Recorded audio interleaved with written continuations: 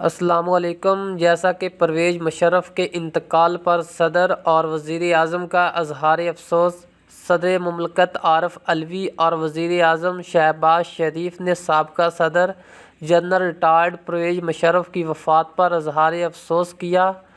عارف علوی نے پرویز مشرف کے لیے دعائے مغفرت کی اور ورثاء کے لیے صبر جمیل کی دعا بھی کی۔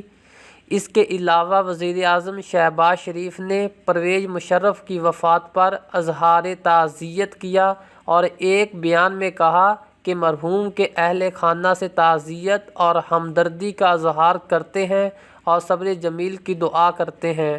دوسری جانب چیئرمین سینیٹ صادق سنجرانی نے بھی پرویز مشرف کے انتقال پر دکھ اور افسوس کا اظہار کیا اور کہا کہ دکھ کی گھڑی میں لواحقین کے ساتھ ان کے غم میں برابر کے شریک ہیں۔ انہوں نے اپنے بیان میں کہا کہ اللہ تعالیٰ مرحوم کی مغفرت اور درجات بلند کرے اور غم زدہ خاندان کو صبر جمیل عطا کرے۔